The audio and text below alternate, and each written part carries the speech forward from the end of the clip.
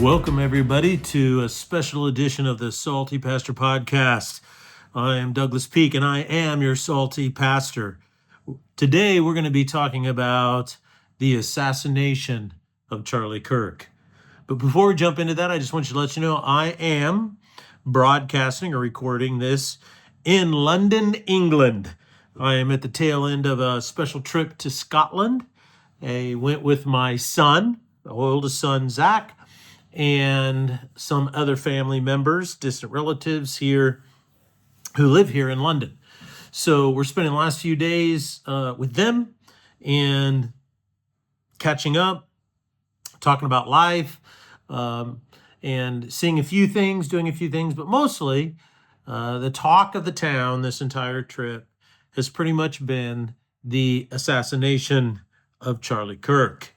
Now, one of the most interesting things about this is a question I've been asked and have been asking myself over and over again is, what do we do when things like this happen? I mean, it's a pretty simple question. What do we do when things like this happen?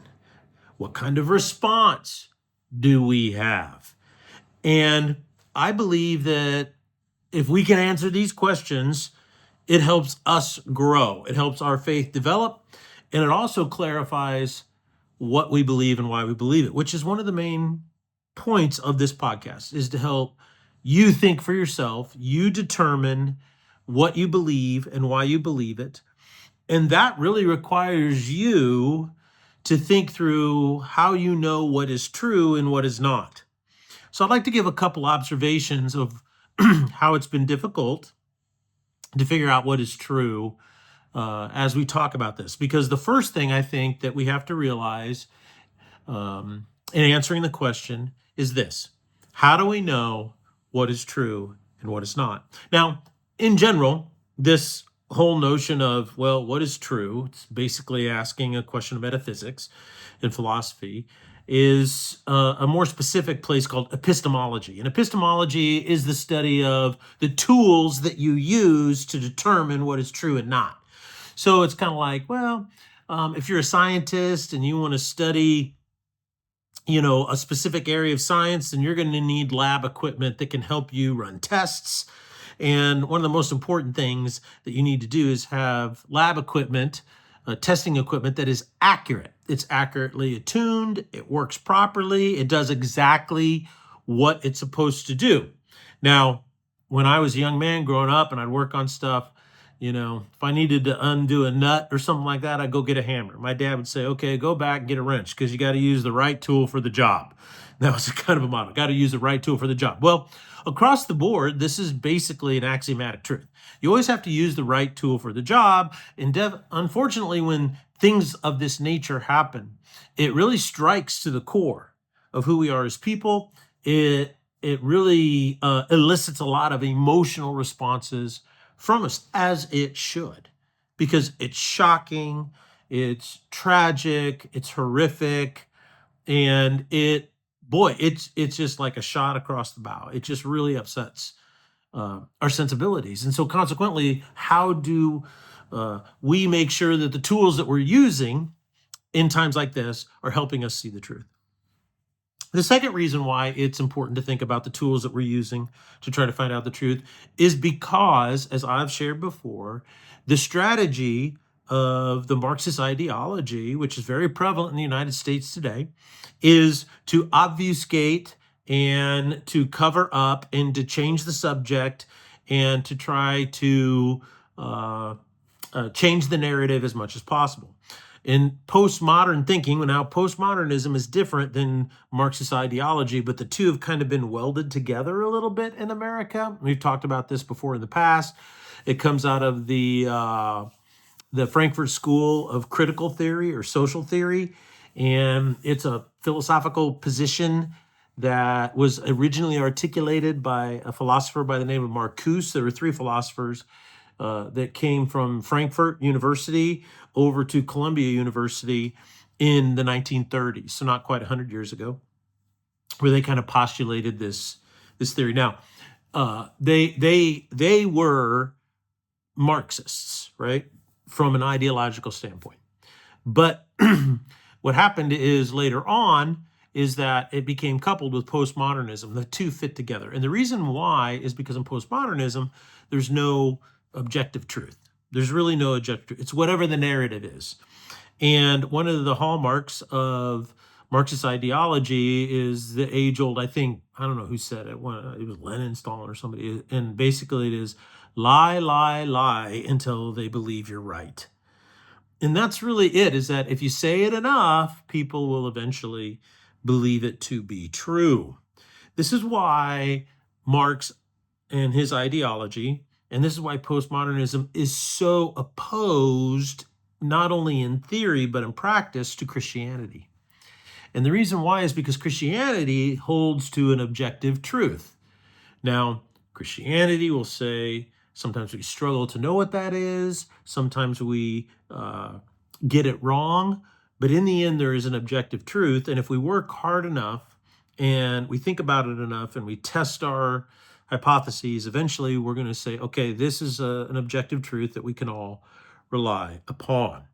And in my earlier podcasts over the past month, talked a little bit about faith and reason, and I've done series on the ideology of atheism, scientific materialism, and I basically talked about the difference between an atheist definition of faith and a Christian definition of faith. They're radically different. And in atheism, the notion is they define faith as being irrational and atheism is rational. Whereas in Christianity, faith is reason. It's using your reason, right, which is rationality, to come up with a hypothesis or an understanding, a belief. This is why I always say what you believe is one of the most important things about you, is a belief that best represents the facts or the reality that is in front of you. And this is called common sense. It's called seeing things for what they truly are. It requires you to be humble. It requires you to be objective. It requires you to be willing to challenge your own perceptions. It's a willingness to be corrected when wrong. And of course, that's why I think Christianity's had such a powerful influence on the scientific revolution, the technological, industrial revolutions, why it's had such an impact philosophically in the world, why it has a moral superior moral framework from which to use. And so all of this is to be said. I want to bring all this together, and that is that it's important to understand the tools that we use for the purpose of determining the truth. And that, in this case, is really significant, because what do you do when someone like Charlie Kirk is assassinated? Well, the first thing that I have noticed, these are observations. Now, maybe you will disagree with these. Feel free to make comments and correct me. But number one is, the first thing is that, well, he said a lot of radical things. He said a lot of things that offend people. And so, in essence, that's why they assassinated him. Well, think about that argument for just a moment. This is one of the rare moments where I and Bill Maher, the atheist, actually agree. Because he said the following. He said, the notion that somebody can say something that you disagree with and that justifies killing them, he goes, is just wrong. It's just plain wrong. There's no justification for killing anyone for saying something you disagree with. And I agree with that. It doesn't matter what he said, right? He had no political power. He had no control over anybody. The entire basis of his organization was voluntary association, which is guaranteed in the Constitution of the United States, right? In the amendments, First Amendment, is that we can associate with who we want. And so he was functioning. So to assassinate him is not only a violation of our constitutional rights, but it also is it's a pretty evil mentality, because it says, I have a right to kill people who say things I disagree with. And that's a big deal. That's a big deal. The second thing, though, is I've noticed is that some people say, well, I disagree with political violence, but I understand that when you say radical things, it's going to come back to you. Well, the problem with this position, in my opinion, is that what Charlie Kirk said it can only be considered radical if you have a radical ideology. Now, what do I mean by that? Well, Charlie Kirk said some basic things. He said, number one, he says, I think that women should be submissive to their husbands, right? Of course, this has changed to women need to be submissive to men. So women who have a strong feminist ideology see this as an evil or morally corrupt statement because they see it as a suppression of women. Well, two things that are really important to understand is that, number one, Charlie Kirk did not advocate that women were second-class citizens. He just didn't do that. I have seen no evidence of that whatsoever, and I've read a lot and heard a lot of what he said. In order to make that case, you kind of have to pull things out of context. Number two, it said that he was racist, and he was racist because he said the Civil Rights Acts of 1964 was a mistake. Well, once again, that is a phrase taken out of context. And that is what he said is that I agree with all the intent and the desire and the goals of the Civil Rights Act. He goes, but the way that it was passed and implemented was a mistake.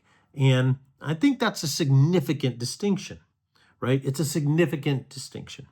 And the reason why is because, once again, what postmodern people do and people with radical ideologies do is they take phrases and they either take what you say and they call you a racist, right? They try to label you as a Nazi or Hitlerian in their goal. And the purpose of this is to give a moral justification for either violence, suppression of your ideology. And the problem with this is that it gets pretty crazy, and that is that anytime you can label anybody a misogynistic Hitler, then that means you're justified in doing anything you want.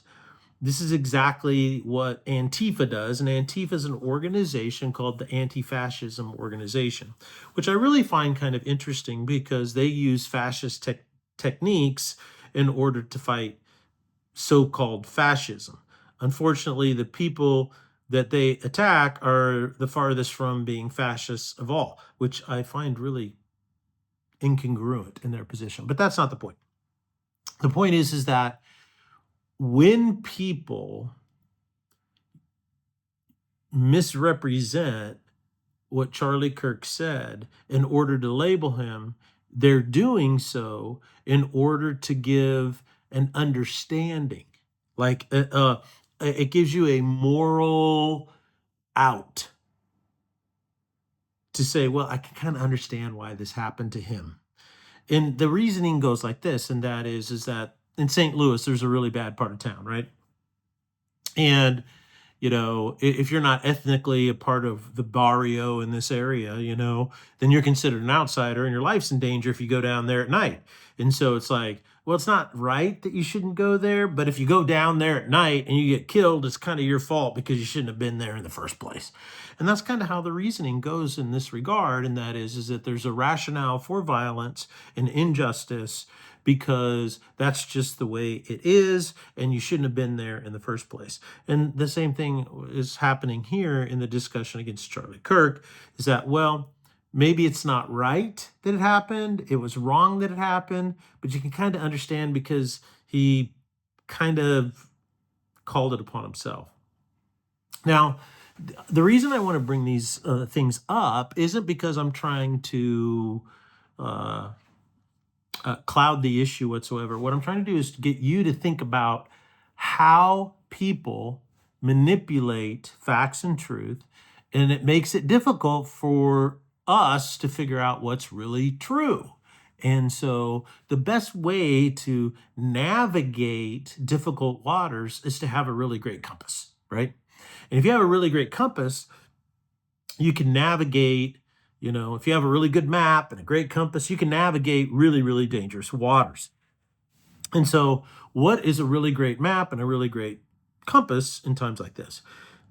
It's your core beliefs. It's just your core beliefs. And that's why I'm always encouraging you to clarify your core beliefs and to know why you believe what you believe. Because it's times like this where they are critical in determining what to do.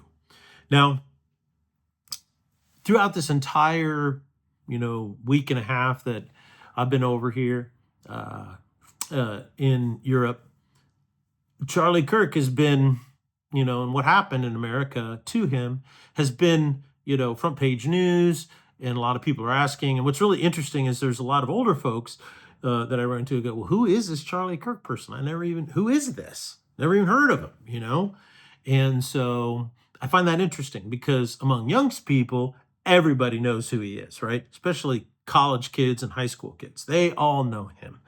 And so I thought that was interesting in and of itself. But they're like, why is this such a big deal? And why is this happening? And so that's really the great question. And so what I want to do now is kind of just talk a little bit, get you to think about some of the responses to what happened.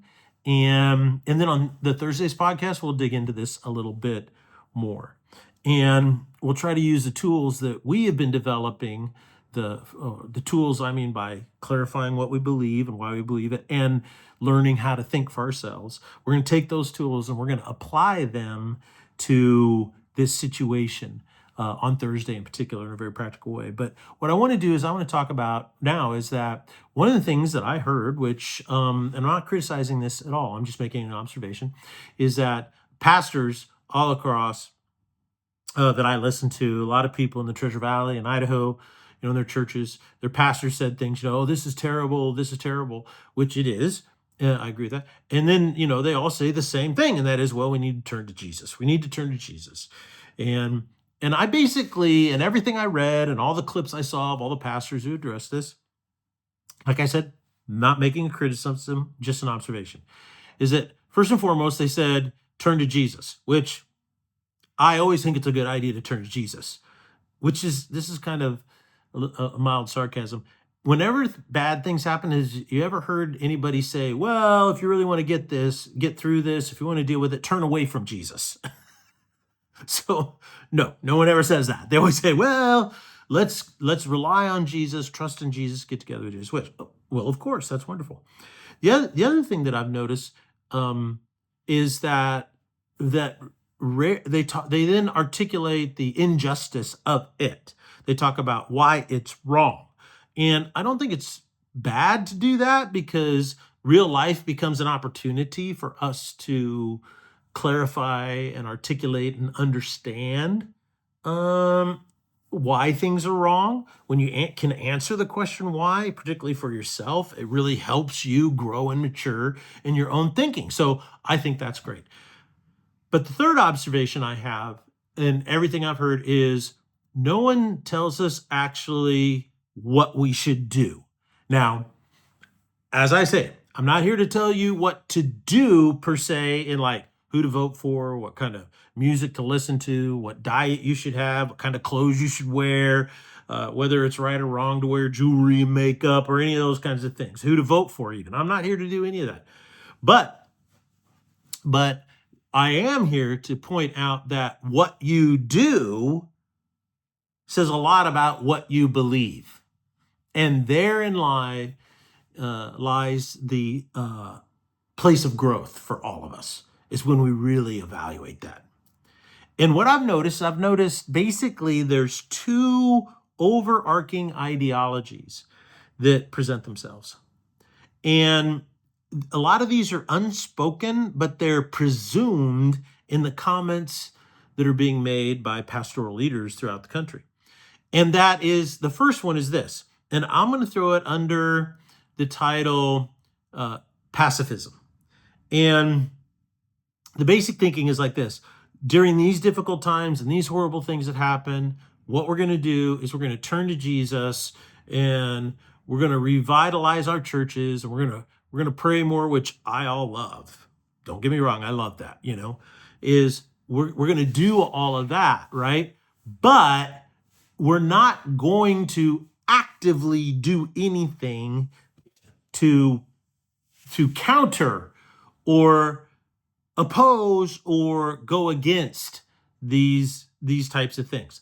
And this kind of comes from a mentality that you see often developed, and that is that, well, it's through the blood of our martyrs that the gospel will grow.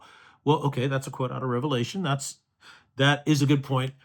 And the notion is that, well, our goal is to just keep loving and doing the right thing, and eventually, over time, it wins out. And there's historical evidence that this is true, okay? And most specifically, the first 300 years of the existence of the church in the Roman Empire. And that is that Christianity, right after Christ was crucified, up until about 70 AD, Christianity by the Romans was considered a subgroup of Judaism. And what happened is it wasn't until they started to get separated, because Judaism was accepted, right, in the Roman Empire. Christianity, though, once they got separated, was not. And kind of the thing that launched all this is the burning of Rome, and that is when Nero started a fire and it got out of control, burned 30% of Rome. Is horrible, and he blamed the Christians for it. And from that point on, severe persecution against the church broke out. Now, what happened in regards to that, so for the first 300 years, when you read the New Testament, like you read Paul's writings and Peter's writings and even John's writing in the Apocalypse and his letters, what you see over and over again is the notion that we are suffering. We should see suffering as an opportunity to grow stronger in our faith, and God will eventually deliver us. And in a sense, that's kind of what happened if you look historically in the Roman Empire. And that is that for the first 300 years, there was terrible persecutions, and it would ebb and flow, okay? There was a Domitian. First, there was a Neronian persecution because he blamed them for that. Then there was the Domitian. Much later, there was Diocletian. Now, please feel free to correct me, because sometimes I get Diocletian and Domitian flip-flopped, right? Because they both start with D. Sometimes I get that confused. But the Domitian persecution happened, and then Trajan came along, and then Trajan, as an emperor, came up with this was the first don't ask, don't tell policy out there, right?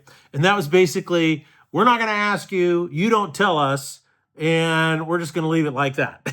And so it was the Trajan agreement that lasted for quite some time.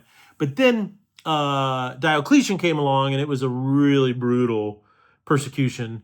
And the other thing that you have to look at when you're looking at the persecutions in the Roman Empire is that, were they restricted to Rome, or were they edicts that were required to be carried out across the entire Roman Empire?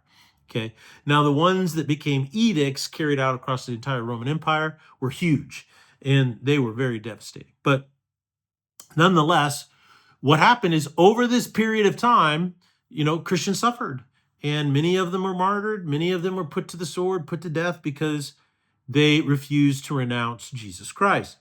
And what happened, though, is in about 180 AD, there was a plague. And it was called I think it was under the Emperor Antipas, and it was called the Antipas plague. And today, people think it was smallpox. But it went into Rome, and like 30% of the population died of smallpox. I mean, that's a lot of people if you think about it. And what happened is, during this period of time, is Christians would go through the streets, and they would pick up people who were infected or sick, and they would take them to a park or a place, and then they would care for them until they died. Or some of them got better. A lot of Christians contracted the disease and died themselves. Then after this, because they did this, they won the admiration of the Roman people. And so anytime they tried to really persecute Christians after that, it never really went anywhere, because everybody was like, those Christians are the bomb. Those guys, they're willing to die to love you. And so that it never really went any where after that. Now, eventually, though, it won out, and in 312, I believe it was, there was the Edict of Milan under Constantine, the emperor, and what happened is he basically said Christianity is now legal, okay? And then in 324, like 10, 12 years later, he made it the official religion of the Roman Empire. But it's very important to understand something, and that is, at the Edict of Milan, do you know what percent of Rome was Christian? Less than 5%. That's right, 95% were of other belief systems, predominantly paganism. So today people will say, well, and I think I can understand why they would think that, is that, well, we should turn to Christ and we should build the church and kind of retreat into our enclaves a little bit and don't create waves, and eventually we're going to win culture over. Now, I have three really big criticisms of this approach.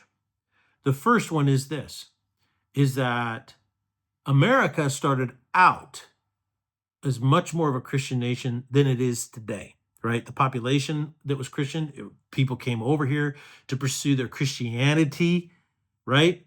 With freedom, without government interference. That was not Rome in the first century. Rome had no idea what Christianity was, okay? And then Christianity was a superior, not only moral system, but philosophical system as well to the Roman pagan godhead. So that's one of the reasons why it won out, is it was rationally more representative of the reality that people experience in their everyday life. The second big criticism I have of this position is that it doesn't take into account that the ideologies that are instigating these types of things against Christians, right? It doesn't take into account the specific stated purpose of these groups. Now, in the Roman Empire, when Christianity burst onto the scene, it was odd, it was weird, and when Nero said they burnt Rome, a lot of people knew that that wasn't the truth. And what ended up happening is that, well, they did something that was weird, but nobody said that the goal of Christianity was to overthrow the Roman Empire. And when you read the New Testament, particularly this is Paul's statement to the Romans, right, in Rome, is that our goal is to be subject to the government, not to overthrow the government. That was the specific point of his teaching. And so the argument that Christians were a zealotry group that was trying to come in and take over, similar to a lot of the Jewish zealotry groups, was just not true, and people knew that, okay? And so there was no, even though Christianity was outlawed, it wasn't outlawed for the sole purpose of killing it. It was outlawed so that it couldn't grow, right? People would be proselytized by it. Whereas today, what's happening, Christians, is specifically to eradicate it, right? It wants to be eradicated. And which, so those are my three biggest criticisms of it, is that number one is that culture was totally different under the Roman Empire than it is today. Number two is that Christianity at its core was misunderstood. And number three is that there was no notion of what ideologies that exist today and what they're doing. So, which leads me to the other historical evidence that we have, and that is that there was another attitude or approach to ideologies that were very destructive to Christianity. And that has to do with the issue of the Crusades, okay?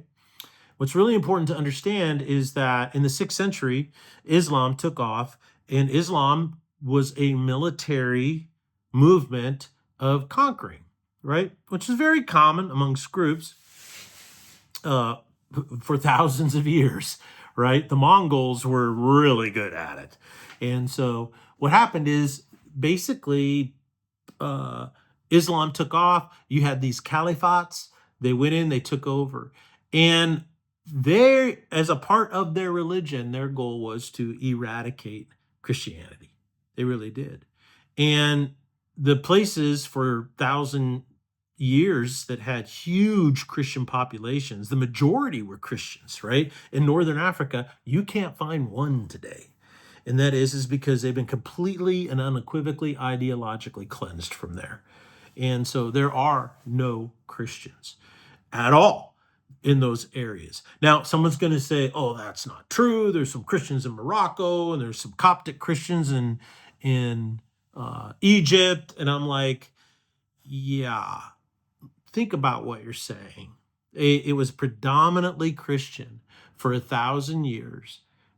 And now, 1,000 years later, there's almost none. You look at when the Moors, who were Muslims, crossed the Strait of Gibraltar and went into Spain, and you look at what they did, it wasn't until, they kind of eradicated it in many, many ways. You look at what happened when the Byzantine Empire fell. That's what the whole Crusades were basically about, is Byzantium was shrinking, because the Islamic caliphates were growing. The Byzantium was shrinking, and I don't want to, since we're running out of time, I don't want to get into it too deep. I'll go into it more specifically on Thursday. But I just wanted to say is that they kept growing and growing and growing. And in the 1500s, this is very important to understand, is that the Ottoman Empire, the Turks, marched west towards Vienna. They were going to conquer Vienna with the primary goal. Then they were going to march down the Italian peninsula, and they wanted to destroy Rome, which they believed was the center of Christianity. They destroyed Eastern Orthodoxy, right, in Constantinople, and now they wanted to destroy the Western Christianity. And it was in Vienna where they were stopped, and they were defeated, and they surrendered on September 12th, right, in I can't remember the date, it was the 1500s. And the reason that they were stopped is because a Polish king by the name of Sobieski, in a dream, had a vision that God told him to march south and protect Vienna, even though they were not friendly. So he took his army down there. He was outnumbered 3-1, and yet he still defeated the Islamic military there in Vienna. And that basically stopped the growth of the Islamic caliphates. And ever since they've been shrinking. And in World War II, a lot of people don't understand that the entire Ottoman Empire, which was the longest serving Islamic caliphate in the history of the world, collapsed, and it was completely pretty much eradicated. And so that's what happened out of the Treaty of Versailles after World War I. So that's a lot of history. Why do I bring that up? Well, because the Crusades and the Battle of Vienna and World War I all point to the simple fact that some ideologies can only be stopped when you actively defend against them. And in these cases, people actually had to take up arms against them. Now, am I advocating that we take up arms? No.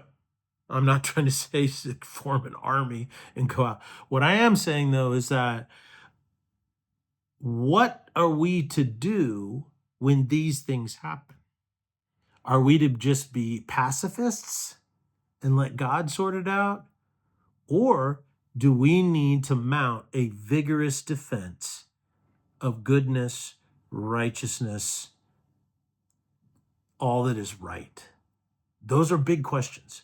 And I want you to ask yourself those questions this week. What is the right response for you? And on Thursday, we'll pick up more as we dig into it. Until then, Salty Pastor signing off from England. I hope that you remember what you believe is one of the most important things about you.